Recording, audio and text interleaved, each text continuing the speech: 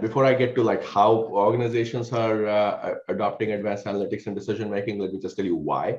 And I think the fundamental reason for why is I think there's a great reorganization happening between what in our enterprises, what humans can do, and what humans should do, and what machines should do, and kind of how do you leverage the best of both.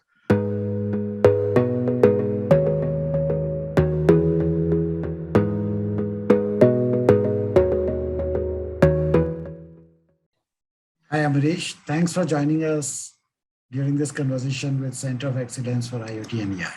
I would like to ask you, how are the organizations accelerating adoption of advanced analytics and machine learning to enable end-to-end transparency and faster decision across marketing and sales, planning, procurement, production, logistics, distributions, and after sales?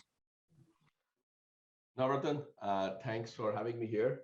Great question. And before I go to like how, let me tell you the why, which is organizations and enterprises are becoming more and more algorithmic, right?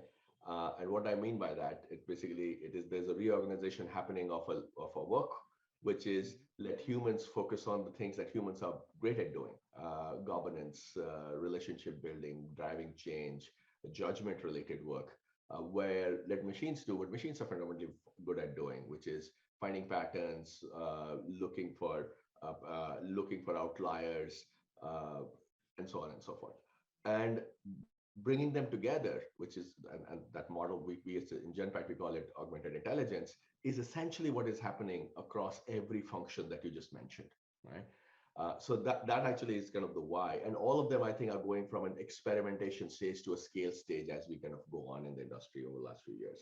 And then now let me get to like how they are doing it, and they're doing it on, I would probably say, like three broad dimensions, which are much more established than a couple of others that are coming up. One is essentially the leadership aspect of it.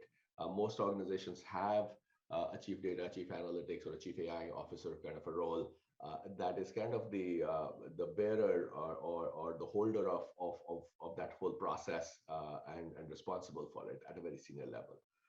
Second is kind of how we are building up the talent pool across all functions. Like it's not only a CIO function where you'll see analytics and data right now, like whether it's in finance, whether it's in supply chain, look at any job rack and you're going to see. So part of it is like kind of building up, grounds up literally, both new talent as well as upskilling of the existing talent in some of these approaches.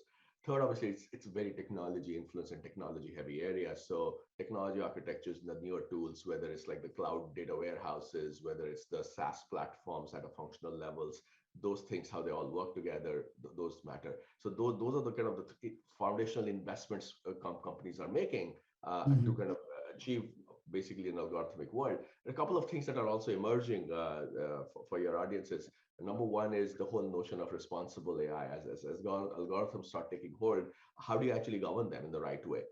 And the second piece of it is, one thing is kind of doing it, but it's a fundamental change of how people work. So how do you actually drive the change management processes around that? So those are the few emerging areas as we kind of scale that's going to become more and more important. Given the ongoing war for talent, how is Genpact scaling up to support customers on realizing the transformative power of data and AI? Yeah. A great question, Navratan. Talent is going to be the long pole in the tent in this whole journey that we just talked about. And it is not only about Genpact or customers or everything. I think we see it as an ecosystem play. And what do I mean by that? Which is there are talent which is going to join the workforce. They are in the universities, they are in the colleges right now. How do we work with the academic institutions and get involved in curriculum design, in providing internships, kind of obviously recruiting from them, so that they are ready for a data first world, which we do a lot of. We also focus a lot on the people who are already there in Genpact and how do you create a path of like an upskilling path for them. We had partnered with MIT and the Collective Intelligence Group to kind of figure out how do you actually make it take training and convert into learning, make it bite-sized, make it on a digital platform, put it in the context of the work that people are doing. There's a platform, it's called Genome, that we had developed through this, and we have taken basically 100,000 people through that. We are on the same platform. We are creating other broad program called Data Bridge, which is Six Sigma meets data analytics, where there is certification programs of green belt and black belt. So you are bringing in process and data analytics together. So those are programs that we are launching essentially for 100,000 of our people right now.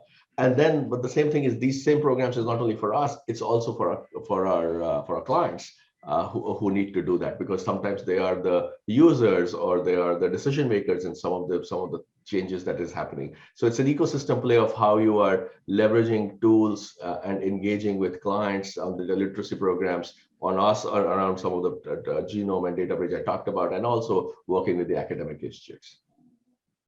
Amrish, thanks a lot for sharing your views.